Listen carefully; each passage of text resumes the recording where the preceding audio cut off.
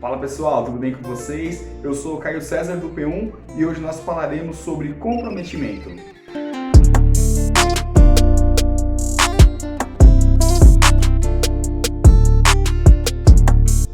Jogo rápido, abra sua Bíblia em Mateus capítulo 4, leremos o versículo 18 ao versículo 20.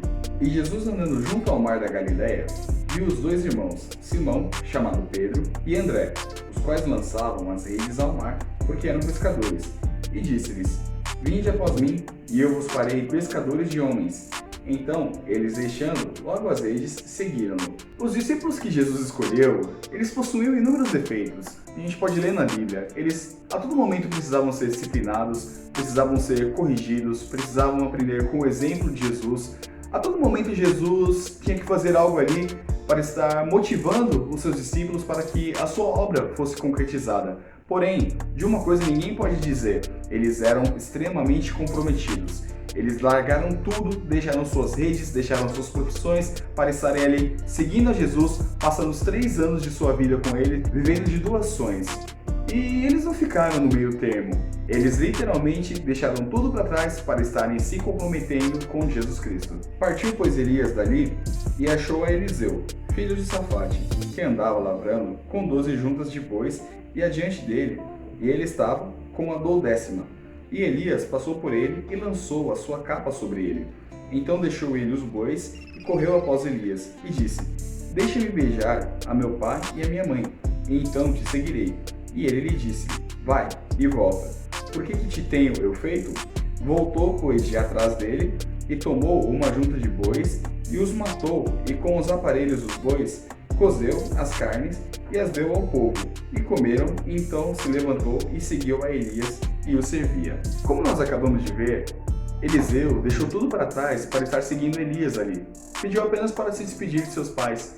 E é interessante que foi a tomada de decisão, a tomada de comprometimento que fez com que Eliseu se tornasse um discípulo. E é engraçado que, ao mesmo tempo, a gente para pensar que para você ser um discípulo,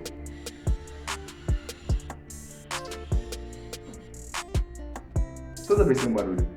E é engraçado que a gente para pensar, para a gente ser um discípulo, nada mais bastamos de que comprometimento. Temos que estar ali comprometidos com o nosso discipulador, quem vai ensinar a gente. Podemos dizer, assim, de uma forma ousada, que a decisão, o comprometimento é o requisito básico para você ser um bom discípulo, para você ser um verdadeiro discípulo. Nós podemos ver ali que, tanto quanto Eliseu, como Pedro e André, se tornaram discípulos, tomaram a decisão de serem discípulos antes mesmo da primeira aula. Eles simplesmente tomaram a decisão de se comprometer com o seu discipulador, seja ele Elias, seja ele Jesus. E pondo-se a caminho, correu para ele um homem, o qual se ajoelhou diante dele e lhe perguntou: Bom mestre, que farei para herdar a vida eterna? E Jesus lhe disse: Por que me chamas bom? Ninguém é bom, senão um que é Deus. Tu sabes os mandamentos: não adulterarás, não matarás, não furtarás, não dirás falsos testemunhos, não defraudarás alguém, honra o teu pai e a tua mãe. Ele, porém, respondendo, lhe disse: Mestre, tudo isso guardei desde a minha mocidade. E Jesus, olhando para ele, o amou e lhe disse: Falta-te uma coisa. Vai, vende tudo quanto tens e dá aos pobres, e terás um tesouro no céu. E vem, segue-me. Mas ele, pesaroso desta palavra, retirou-se triste, porque possuía muitas propriedades. Essa passagem da Bíblia é até conhecida por muitas pessoas, chamando... eu vou ter que gravar com isso, pessoal. Entendeu? Essa passagem que nós acabamos de ler, ela é bem conhecida, até para falar a verdade.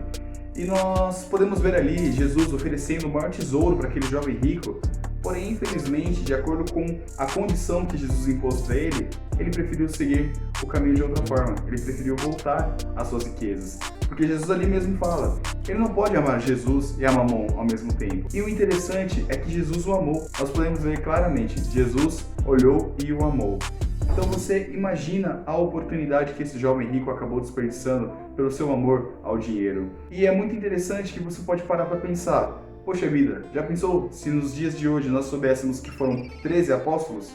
E muito pelo contrário, Nós, infelizmente, nos dias de hoje só sabemos que ele foi um jovem rico. Não sabemos muitas coisas sobre a sua vida, não aprendemos coisas diretamente com eles, só aprendemos a fazer o contrário do que ele fez. E nos dias de hoje nós podemos reparar que ainda existem muitos jovens ricos, pessoas presas às suas riquezas, aos seus relacionamentos, aos seus amores, e não têm um verdadeiro compromisso com Cristo. Elas estão presas a qualquer distrações que o mundo venha a apresentar.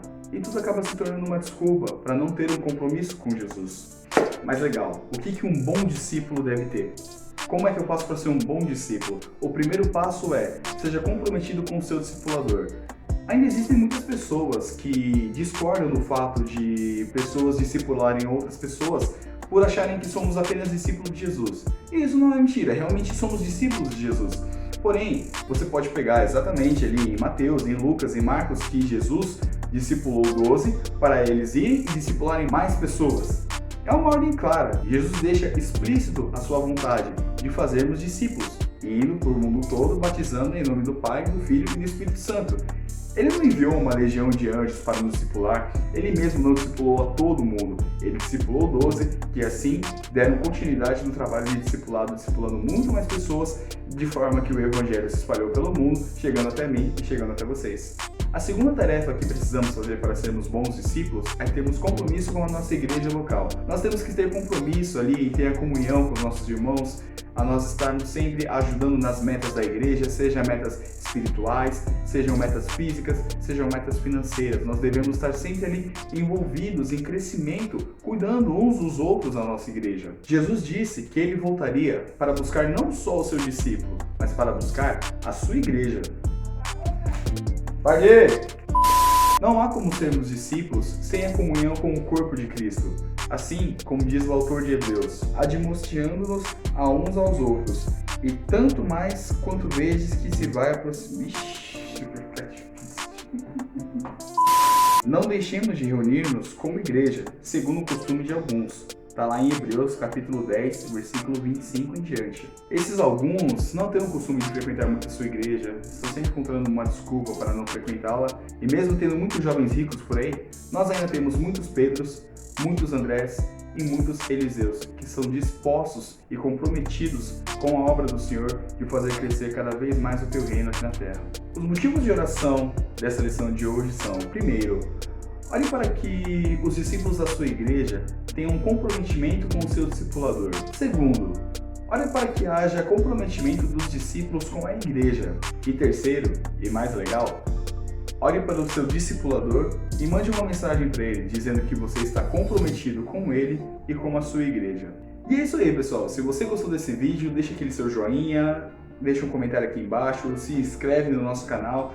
Cada vez que você faz isso, você está nos ajudando a divulgar cada vez mais os nossos vídeos. A ideia principal desses vídeos é de abençoar você aí na sua casa, abençoar a sua igreja, os seus amigos e estarmos cada vez mais levando o reino de Deus para todos. Deus abençoe todos vocês e lembre-se, somos todos unidos por Jesus Cristo.